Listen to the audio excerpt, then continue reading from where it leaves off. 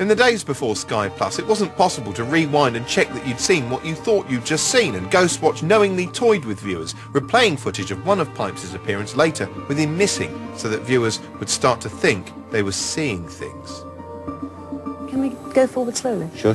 No, I'm doing that now. Am I slow enough? I can't see anything now myself. False alarm? Things reached a chilling conclusion as it transpired the broadcast itself was acting as a nationwide séance channeling evil forces, and Michael Parkinson was left wandering around an abandoned studio like a Yorkshireman possessed.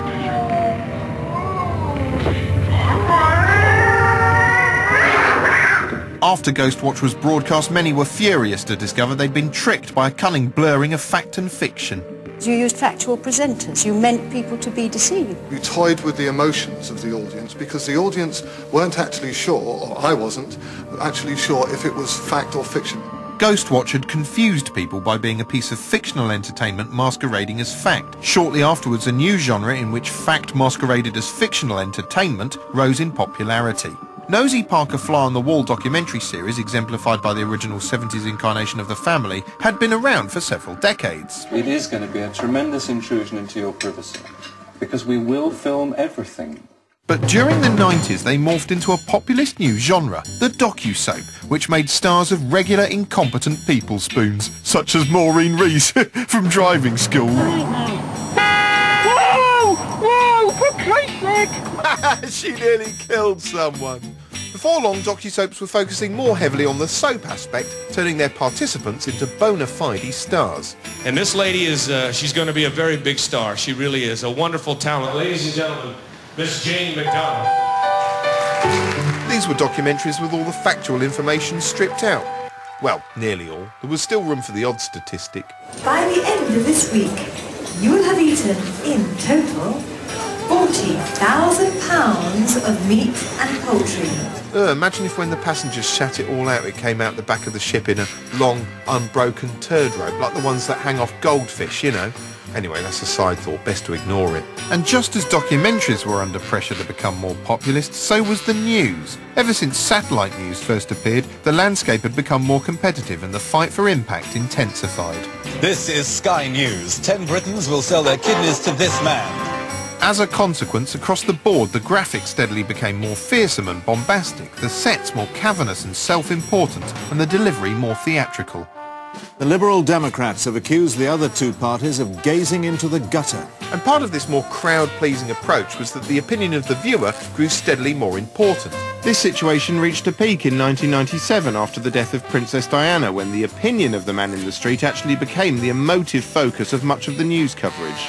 Good evening. It's been a day like no other. A day for the people stunned by the news of Diana's death, and a day that rewrote the rules about how a grieving nation should react. The outpouring of emotion just grows by the day. Queen's not in residence today, but where the hell is the flag? Eh? You see what I'm saying about the establishment? Current affairs was no longer a stern proclamation from the establishment and was becoming more like a public sounding board. News in general had started to move away from explaining the world to us and move towards us explaining our view of the world to them. If you've got a story to tell, we'd love to hear from you. The email address, as always, yournews. All the while, the internet was starting to overtake TV as a source of instant news. And just as newspapers reacted to TV by becoming spicier, so TV news morphed into rolling news, in which everything became a sensational non-stop crisis full of incremental, horrible developments. We can now tell you that he's actually unconscious and his kidneys have stopped working. It's become a hope-sapping broadcast from the depression dimension as someone simply reads aloud a list of the worst events in the world. He killed his 74-year-old grandmother, also his mother, his uncle, his cousin, his 15-year-old second cousin. In addition, he killed a baby who was 18 months old. He killed a sheriff deputy's wife.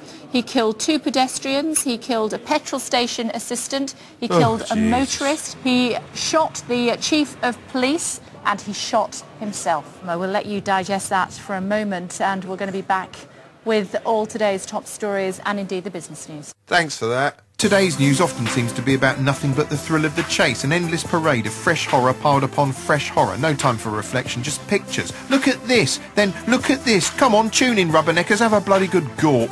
We'll just come underneath this cordon. Barry, the cameraman, can you get under here? We'll just forgive the camera just moving around. Soon it all becomes meaningless, which has the side effect of making reality itself feel somehow unreal, like a work of fiction writing itself, a destiny beyond our control, and all we can do is stare at it in stunned desperation. And if 24-hour news was stranding viewers in a nihilistic wilderness, the other source of knowledge, the TV documentary, had changed too.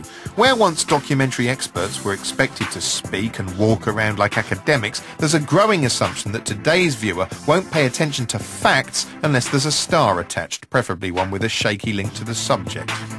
For instance, because the actor Ross Kemp played a hard ex-soldier in EastEnders, he was considered an ideal choice to send to Afghanistan to show us how a real war works. It's the most exciting morning I've had in a very long time, I can assure you of that. And weirdly, it turned out he's actually pretty good at this, all of which opened the floodgates for other celebrity experts.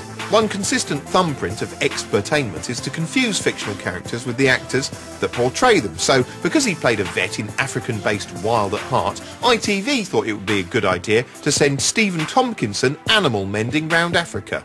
In fact, even Tompkinson seems to have forgotten he's an actor. My journey begins in Tanzania on Africa's east coast, where I'll test my veterinary expertise with some of the hardest working vets in the world. And if you need an expert on cats, who better than Joanna Lumley? She's a bit feline, well, she sort of purrs when she talks. I mean, she even looks a bit like a cat. Christ, this is perfect. She must love cats. She'll show us the family tabby in a moment, you wait. My journey begins here, at home. And it begins with a confession. We don't have a cat. Well, I suppose it must be quite hard to find someone in Britain who owns a cat. No one seems to have proper expertise no more. Griff Rhys-Jones's chief qualification for splashing round Britain's rivers is that he's 60% water like the rest of us. While sending renowned investigative journalist Daniel Dyer to explore the phenomenon of UFOs seems odd because he's not an expert and seems to have made his mind up before he sets out, according to the title. So I'm going to ask you straight away, I mean, do you believe there is intelligent life? In this room, he's also easily swayed by spurious evidence like dodgy footage of what looks like a rubber alien mask at a window. No, what the hell is that?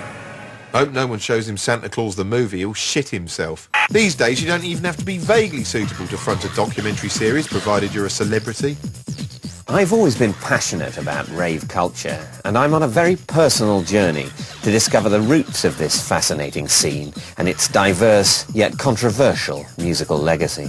Summer of Love, 88, there was some big parties. 89 was probably even bigger.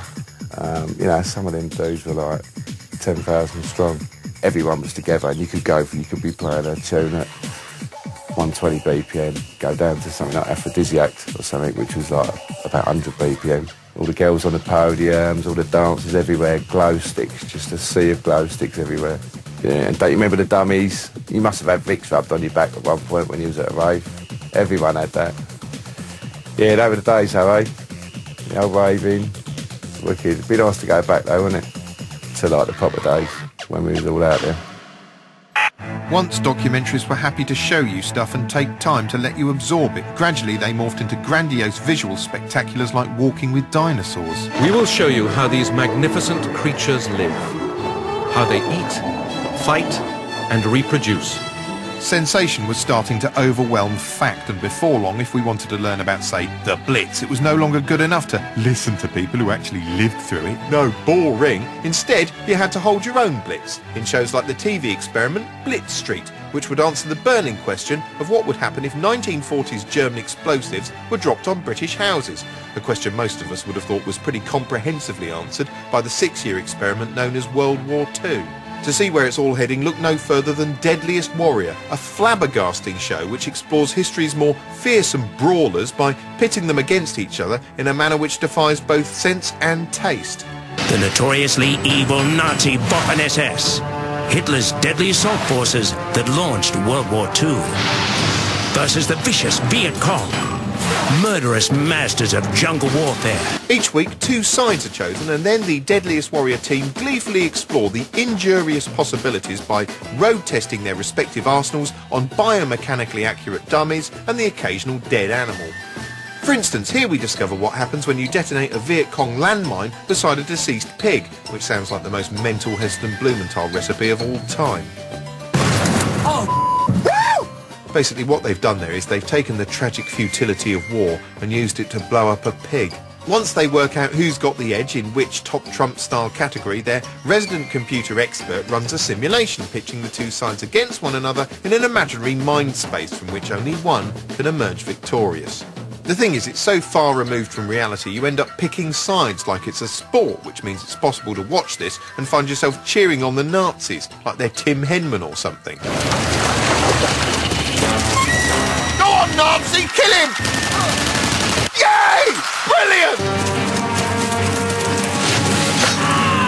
Oh no, the poor Nazi! Come on, get him! Yes! Hooray for the Nazis! Yes! Deutschland über alles! Go on! Come on. Oh my God. Come on. Come on.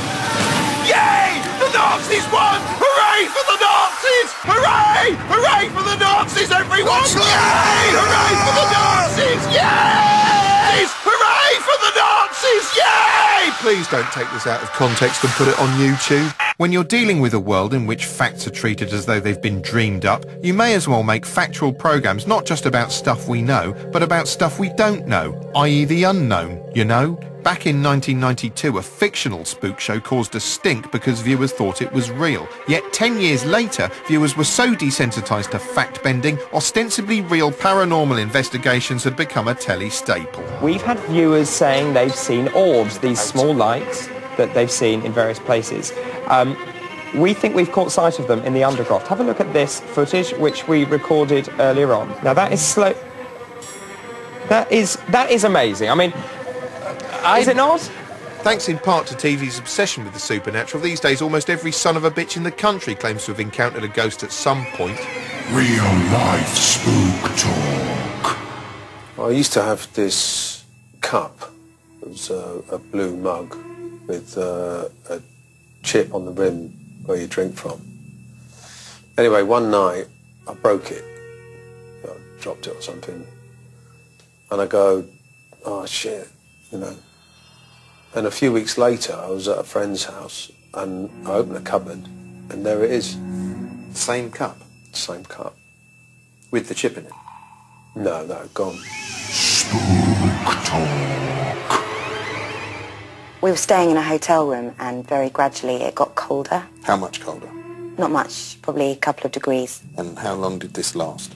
A couple of minutes. You have been watching Real Life Spook Talk. Don't have nightmares. And it's not just supernatural bibble people are prepared to believe. They'll choke down anything that looks like a documentary, even fatuous online conspiracy bumwash. All TV really taught us was to believe what screens said, even when they were lying. TV's relationship with information has taken fact on a lengthy and unusual journey. Documentaries morphed from highbrow historical lecturing into lowbrow historical pantomime remixing, and our taste for experts shifted from knowledgeable, respectable academics to tit-witted celebrity puppets. And what about those fact-based dramas? Well, this traditional sense of reverence soon got pissed through a tinsel-coated hosepipe. Where once the Tudors looked like old paintings, TV now portrayed them like the cast of a sex-crazed 16th century take on Hollyoaks. And the news went from a basic, unemotional explanation of the facts to a non-stop entertainment format sold on the basis of its emotive impact. The world has changed.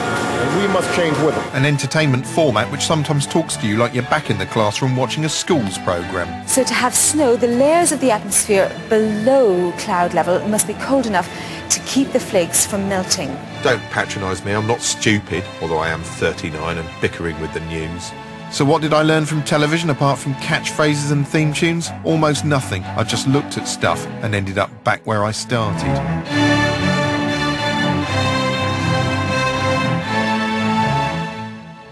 Next this evening here on BBC4, there's some feel-good music headed your way, with the best of Island records kicking off with some Island greats at the BBC next.